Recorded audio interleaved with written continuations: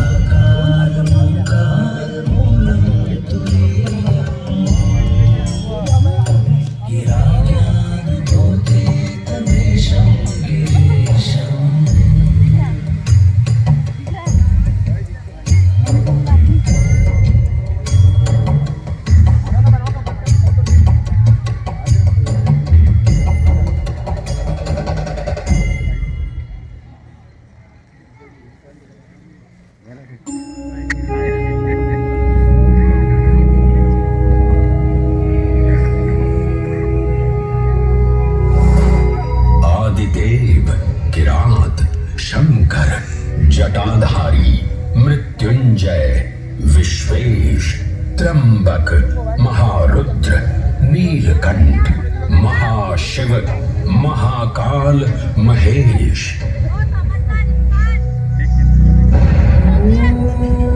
महाकाल जिनके उद्गम से उत्पन्न होती सृष्टि की लय,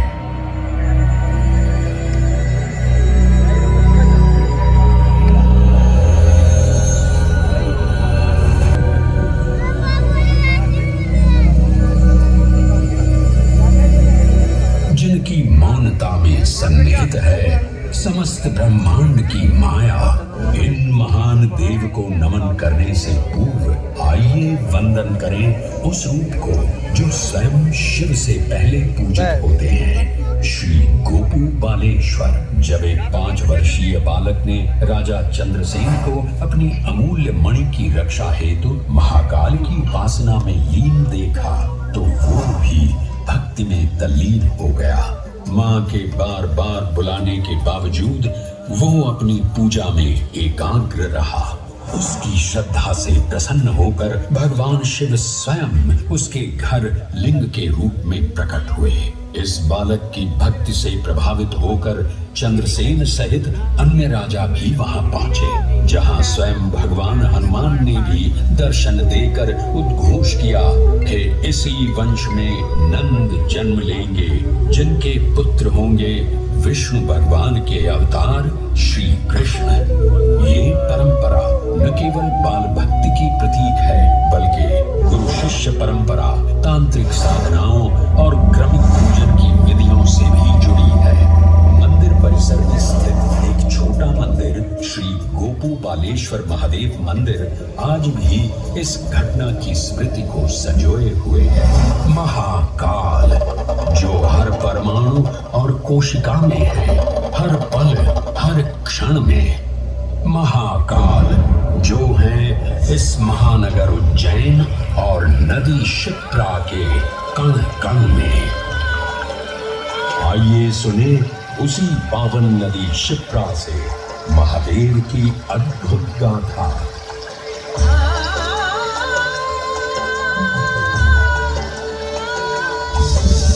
भगवान विष्णु के अवतार वराह हृदय से उत्पन्न मैं पवित्र पावनी शिप्रा। उद्गम तो मेरा श्री हरि के हृदय से हुआ, पर मैं प्रवाहित हो रही हूँ महाकाल के चरणों में।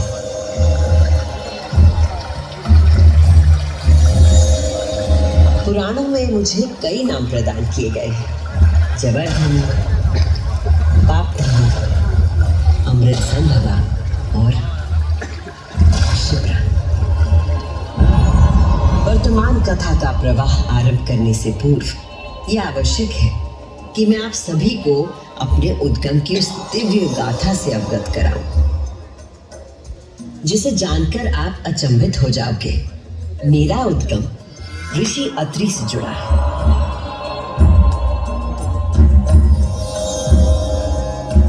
जो सप्त ऋषियों में से एक है।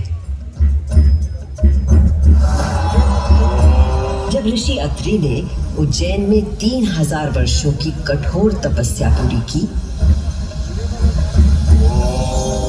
और अपनी आंखें खोली, तो उन्होंने देखा कि उनके शरीर से 2 महान प्रकाश धाराएं निकल रही थी। पहली धारा आकाश की ओर गई और कहा जाता है कि वो चंद्रमा में परिवर्तित हो गई।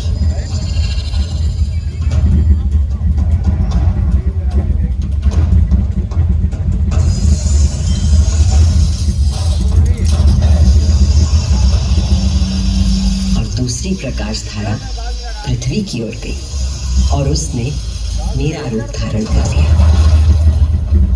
और उस प्राचीन काल से बहती आ रही हूं मैं, इतिहास, आध्यात्मिकता, दिव्यता की कहानियां अपने साथ लेकर। कहानियां महाकाल की, जो विश्व का आदि और अंत है, जीवन का आरंभ और समापन जिनकी इच्छा से होता है, जो इस विश्व की निस्तब्धता और ध्वनि दोनों है। कर्पूरगौरं करुणावतारं संसारसारं भुजगेन्द्रहारं सदा वसन्तं हृदयारविन्दे भवं भवानी सहितं नमामि। कर्पूरगौरं करुणावतारं संसारसारं भुजगेन्द्रहारं सदा वसन्तं हृदयारविन्दे भवं भवानी सहितं नमामि। कर्पूरगौरं करुणावतारं संसारसारं भुजगेन्द्रहारं सदा वसन्तं हृदयारविन्दे भवं भवानी सहितं नमामि। कर्पूरगौरं करुणावतारं संसारसारं भुजगेन्द्रहारं सदा वसन्तं हृदयारविन्दे भवं भवानी सहितं नमामि। महाकाल की महागाथाएं इतनी विस्तृत हैं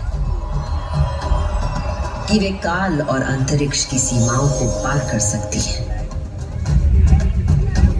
और आज मैं आपको इन कथाओं का केवल एक संक्षिप्त अंश प्रस्तुत करूंगी, केवल कुछ चुनिंदा मोती। समस्त सृष्टि महाकाल की अद्वितीय चेतना का संचार है, परंतु जिसके हृदय में स्वयं महाकाल की दिव्य चेतना प्रवाहित होती है, वही है मेरे तट पर स्थित उज्जैनी। स्कंद पुराण में अवंती खंड के अनुसार अवंतिका यानी उज्जैन सप्त सागर के अस्तित्व के बारे में बताया गया है, जिनमें से एक है रुद्र सागर।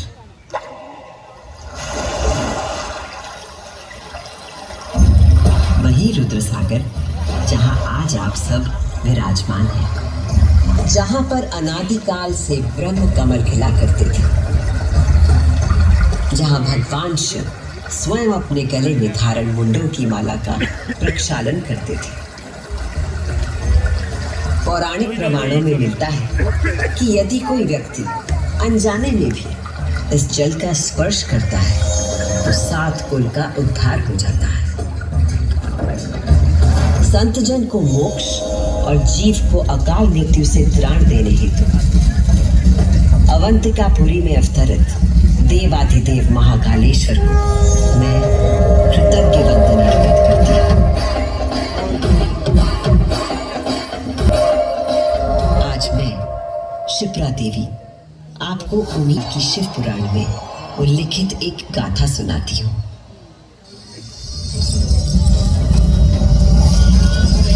ब्रह्मांड के इतिहास में हमारी आकाश गंगा में भगवान ब्रह्मा और भगवान विष्णु के बीच श्रेष्ठता को लेकर प्रचंड विवाद हुआ।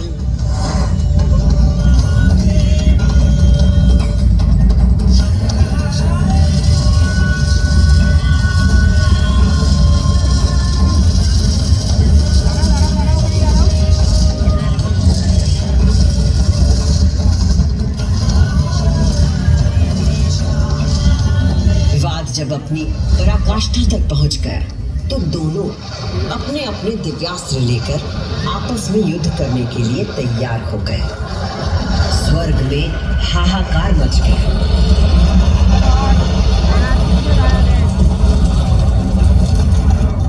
दिव्यास्त्र चलने से संपूर्ण जगत पर प्रलय का आना निश्चित था।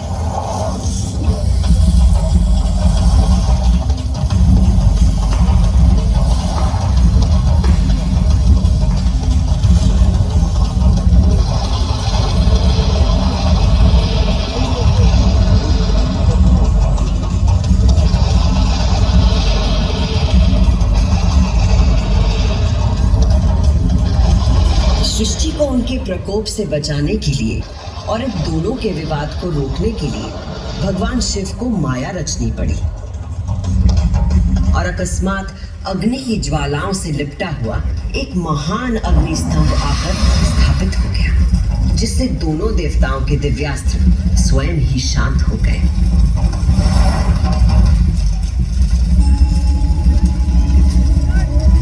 एक ऐसा अग्नि स्तंभ जिसका ना कोई आदि था ना अंत था। दोनों देवों ने अनुभूत किया कि स्तंभ के पीछे निसंदेह कोई अद्वितीय अलौकिक शक्ति निहित है। वे दोनों बोल उठे, हे महाप्रभु, आप हमें अपने यथार्थ रूप के दर्शन कराइए। तब उस स्तंभ से महादेव स्वयं प्रकट हुए।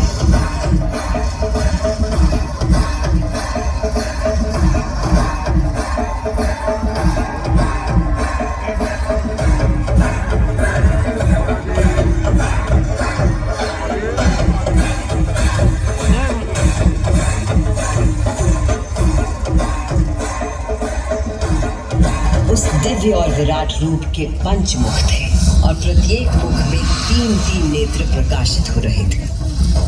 उनके भाल पर चंद्रमा का मुकुट था और मस्तक पर जटा। उनका कंठ नीला था और उनकी 10 भुजाएं थीं। उनके अंग समस्त आभूषणों से सजे थे। उनके मस्तक पर भस्म का त्रिपुंड था।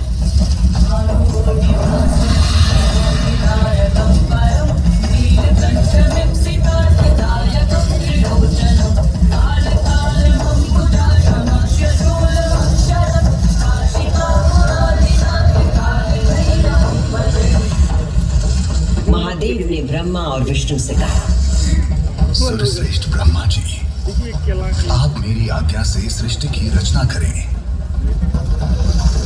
और सुरश्रेष्ठ विष्णु जी, आप चर अचर जगत का पालन करें। मैं ही सृष्टि का पालन करने वाला और मैं ही सृष्टि का संहार करने वाला हूं।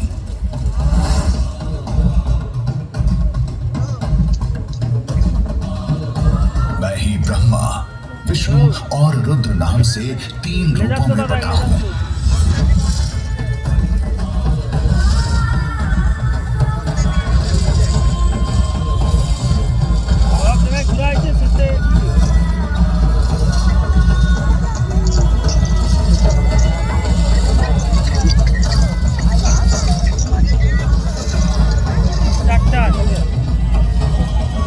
ये कहकर भगवान शिव स्वयं पृथ्वी पर लिंग के रूप में स्थापित हो गए। उस पल से इस लोक में लिंग पूजा का विधान प्रारंभ हुआ।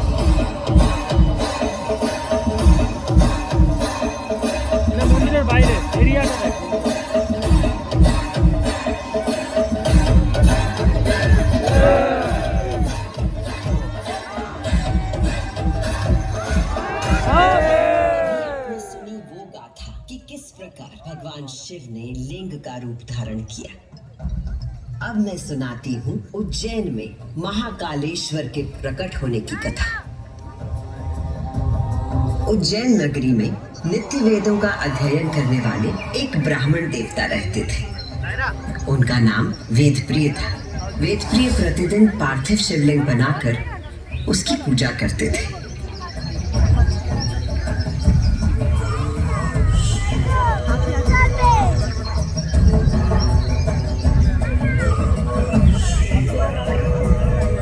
वेदप्रिय के शिव पूजा पारायण और भगवान शिव में आस्था रखने वाले 4 तेजस्वी पुत्र थे। उनके नाम थे देवप्रिय, प्रियमेधा, सुकृत और सुव्रत। चारों सद्गुणों में अपने धार्मिक पिता से कम न थे। दिनों दिन उनके सद्गुणों में अभिवृद्धि होती रही, जिसके कारण अवंती नगरी उनके ज्ञान के तेज से प्रकाशित होने लगी। उसी समय दूषण नाम का एक असुर प्रजापति ब्रह्मा की उपासना में लगा हुआ था।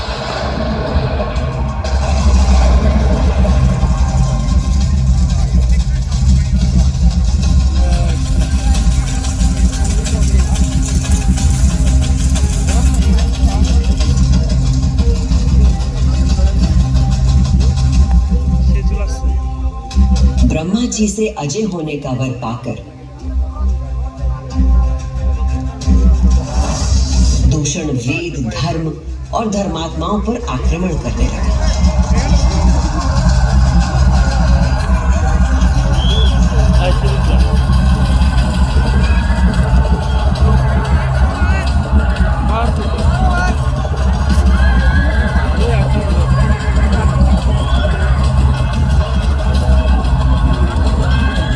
अत्याचारों की पराकाष्ठा पर पहुंचते हुए उसने उज्जैनी पर हमला करने का दुस्साहस किया। उज्जैनी में त्राही त्राही मच गई। मेरे दैत्य सेना नायकों, तुम चारों दिशाओं में जाओ और उज्जैनी में जहां कहीं धर्म पर चलने वाला, वेदों का अध्ययन करने वाला दिखाई दे, उसका नाश करो।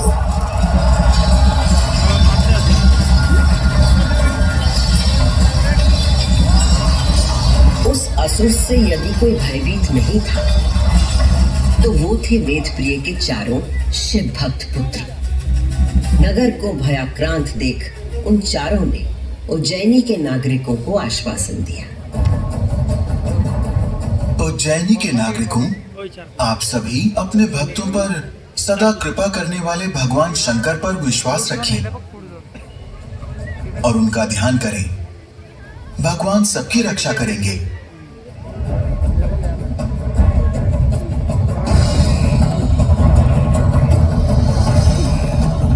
मंत्रोच्चार का आवेग बढ़ गया। देवप्रिय और उनके पुत्रों के संग उज्जैन के सभी नागरिक भी जाप करने लगे।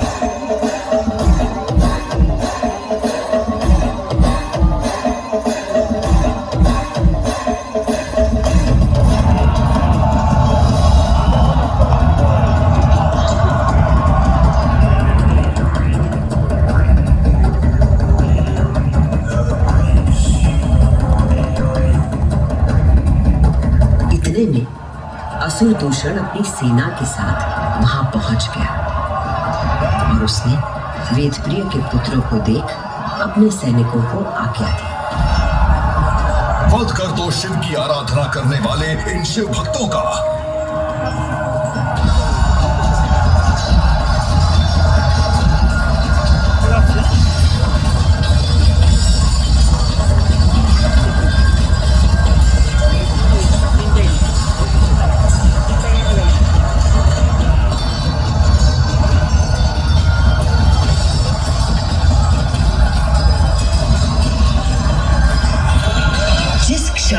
दुष्ट असुर दूषण ने उन निर्दोष व्यक्तियों की हत्या का आदेश दिया। उसी क्षण पूजा किए जा रहे पार्थिव शिवलिंग के स्थान पर भयंकर विस्फोट के साथ एक गर्त हो गया और उस गर्त से घोर गर्जना कर प्रकट हुए महाकाल।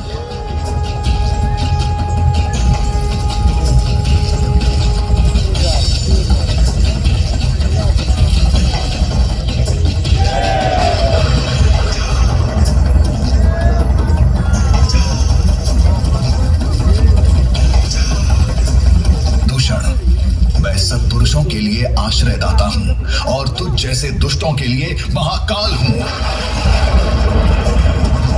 ये शिव का वो रूप था जो काल के परे था, जो संहार करता भी था और सृजन करता भी। महाकाल के प्रकोप से दूषण का नाश हुआ और उज्जैन में एक बार फिर से शांति स्थापित हो गई।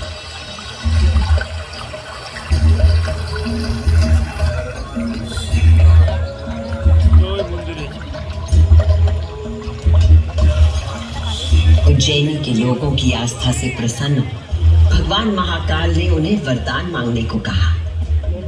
उज्जैन के निवासियों ने भगवान महाकाल को उनके भक्तों की रक्षा करने के लिए उसी स्थान पर सदा के लिए विराजमान होने को कहा। तब देवादिदेव उज्जैन में ही विराजमान हो गए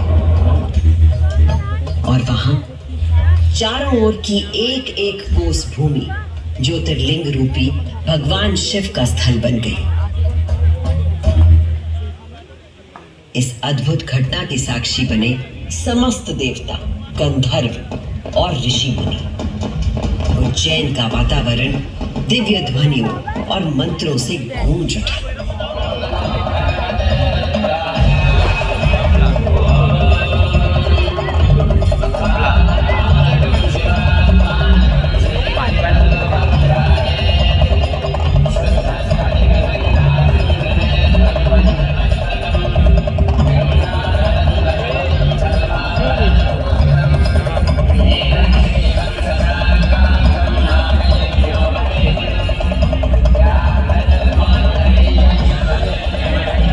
से भगवान शिव ने महाकालेश्वर के रूप में भूतल पर अपनी प्रतिष्ठा प्राप्त की और ये स्थान श्रद्धालुओं का तीर्थ स्थल बन गया।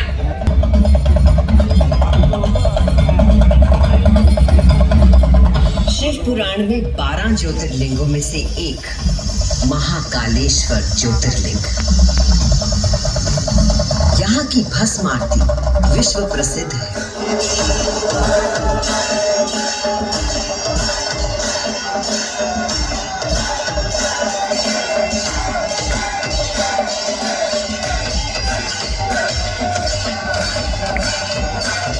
इसमें भस्म से भगवान का श्रृंगार किया जाता है, क्योंकि महाकाल की तरह भस्म अविनाशी और अपरिवर्तनीय होता है।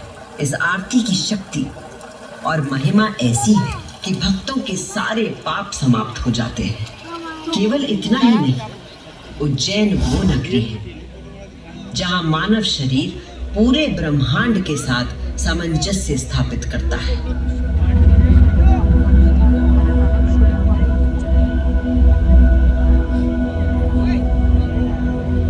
यत् पिंडे तत् ब्रह्मांडे, अर्थात जो कुछ मानव शरीर में है वही ब्रह्मांड में भी विद्यमान है।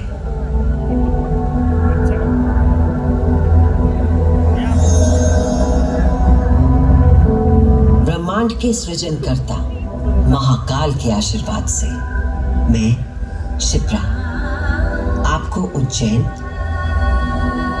तथा महाकाल की शक्ति, भक्ति और मुक्ति की गाथाएं सुनाती रहूंगी।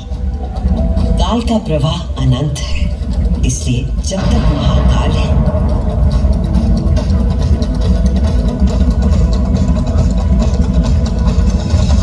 मैं यूं ही उज्जैन की स्मृतियों को अपने अंक में समेटे बहती रहूंगी।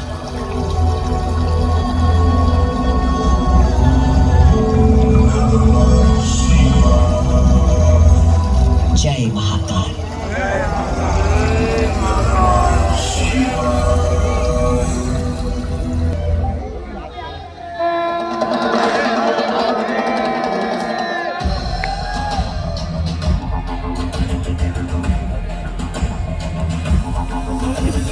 देवराज सेव्यमान पावनाग्रि पंकजं व्याल यज्ञ सूत्र बिंदु शेखरं कृपाकरं नारदादि योगी वृंद वंदितं दिगंबरं काशिकापुरादिनाथ काल भैरवं भजे।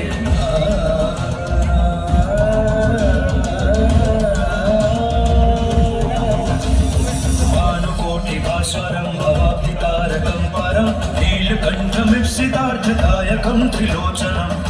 कालमम्बुजाक्षमक्षशूलमक्षरं काशिकापुरादिनाथ कालभैरवं भजे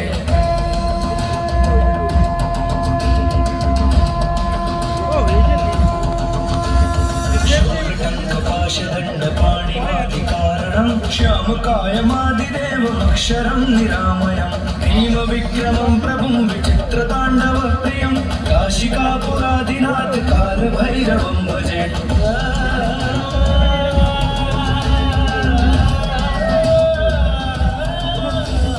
देवराजसेव्यमानपावनाग्निपङ्कजं ध्यानयज्ञसूत्रबिन्दुशेखरं कृपाकरं नारदादियोगिवृन्दवन्दितं काशिकापुरादिनाथ कालभैरवं भजे